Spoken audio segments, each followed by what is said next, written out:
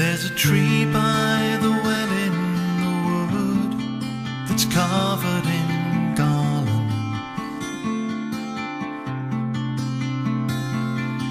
Cluties and ribbons that drift in the cool morning air. That's when... Good morning, everyone. I am Natalie, and you are watching Witches of the Moon. I am filling in for the next few Mondays for Lisa and Aaron, who both have very stressful personal situations going on. And as you can see, I'm not in my usual environment. I am at my office. Now I'm trying to film this in between clients, so I apologize if it's a little scattered. I do have some notes on the topic this week that I want to cover and some things that I want to go over, so hopefully I can stay on track and we can get this done, and it will be not very boring. This week we are covering the Sabbat of Imbolc, which typically falls on February 1st or 2nd or on the first full moon in Aquarius.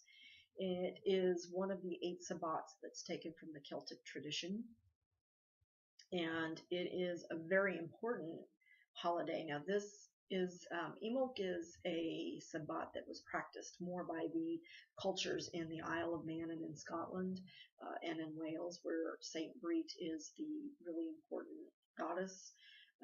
But that's not to say that the Celts in Ireland didn't celebrate it as well. It's just it was more commonly known there. Now, this is also one of the Sabbats that was kind of taken under the wing of the Catholic Church when they began to Christianize the Celts. And the reason being is that this was such an important holiday that they just wouldn't give up the practice. And so rather than, try to stamp it out completely, they just sort of made it a Catholic holiday known as Candlemas.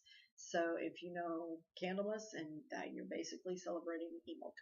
Imbolc means, it's from a Gaelic term meaning of the milk or from the milk, and this was a time when the first milk from the cattle was taken for spring.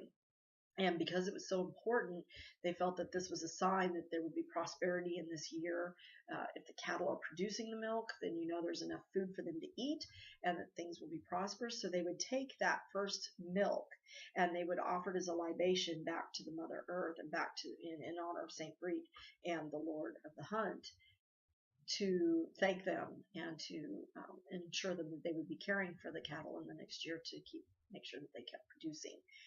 This is also a time when the farmers would begin preparing the earth in order to plant the new seeds that would grow up in the spring and summer and for the following harvest in the fall, which was collected at Lunarsar and Samhain. So, sorry, just allergies today. So that was a time when it was very, very, very important. And this is also a time when you kind of think of all your New Year's resolutions, your kind of spring cleaning. It's a time of purification, a time of renewal, a time of letting go from things of the past year and renewing yourself for the new year and preparing for that spring, and for Beltane, which was also a very important Celtic Sabbat. This day is also known as Brigantia or Brigantia. If you've heard of that before, you're talking about the same thing. So some of the rituals that people will do is this will be the time when they'll begin to prepare seeds for planting in the ground. There is a seed ritual that Timothy Roderick gave us to follow. It has an English incantation that goes with it. Iron, water, wool and blood, ash, milk, and flax thread. Here are the countless masks made bare, and seed is but the bird's bread. So they were also starting to see little birds coming down and looking for the seeds that are starting to fall and pop up and things like that. So he gave different colors than what I use in my tradition. He had yellow, red, blue, green, and white. He associates yellow with thought. I change with the birth of light. Red and action, I change with the birth of light. So it's the action color. Blue is the feeling color. Green, silence, and white, soul. Now, when I do my Imbolc ritual, I follow a Celtic path. My ritual is drawn from a ritual.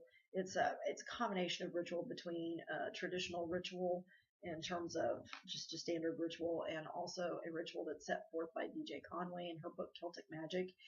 But essentially the colors that we use are white for the maiden, and that would be our goddess candle, and then the inseminator god, the god of the hunt, would be the green candle. So we have a green candle and a white candle on our altar representing the male and female deity. And it's a pretty simple ritual. I do like to take my seeds and bless them on my altar at this time and start preparing those, especially those that have to be cold stratified, like monkshood. Those you have to be real careful with. So I will begin preparing those for planting at this time. Now, for us here in Texas, especially, February tends to be the harshest month of winter. So just when you get these lovely fall spring days, like if I could show you my window, I'll turn the computer around so you can see. This is the window outside my office. I have this lovely little door that goes outside, and I have a lovely little balcony, and it looks deceptively beautiful outside. Today it is a high of 70. So it seems very nice and it seems spring-like here, but the minute you plant your seeds or get your, uncover your plants, the winter comes in with a mighty freeze and everything dies. But this is the time to start kind of preparing your plants and your seeds and getting them ready and maybe putting them into a multi-planter pot for seeding and getting them going. I also like to take this time to refocus on my meditation. I do a cleansing meditation where I try to cleanse myself from all of the negativity and bad stuff that was going on in the last year and start afresh with a new spring. To me, I kind of see this as a type of New Year type thing. I know Samhain is traditionally the New Year for us because it's the end of the old year. But to me, this is like a refreshing renewal. So I will do a lot of spring cleaning. I'll clean out my altar space. I'll dust off my stuff. I will probably change my altar a little bit and try to set up a new altar. I try to do that periodically, but this is a time when I really focus on that. And I try to get myself out of a rut, so to speak. Some other things that people do during Imbolc is just getting ready. You want to ask yourself some things like, is my personal space a mess? Is my home messy? Is it too clean? Do I tend to keep it a military spotless? And kind of try to receive a balance between living and cleanliness. I know you all know the old saying that cleanliness is next to godliness, and it's funny because we tend to think that we tend to forget that things often go from a state of organization to a state of chaos very quickly. In my life, it's kind of hard to forget that. It goes that way very quickly. One of the other things that I like to do during the time of Imbolc is I like to use various elements. I like to bring together the various elements to cleanse my space. So I will cleanse my space with a smudging, sage. I like to use sage. I like to use dragon's blood. To me, dragon's blood is actually stronger than sage, but I will use different types of sage to smudge my home and my space. I'll change out my reflective devices that I use on my mirrors to reflect negativity. I change them out and get them refreshed. I like to cleanse with air too. I'll bring like a fan and I'll blow that away, because to me, incense or sage is kind of a mix between the elements of fire and air, because you have the element of fire as you light it, and then you have the element of air as it goes through. Sometimes I'll actually take like a lighter, or a torch of some sort, and go through and try to burn out the negativity that way as well. And then I'll also clean with water. I now have some Florida water. One of my wonderful friends sent me some Florida water, so I have Florida water, and I will use that to cleanse the space.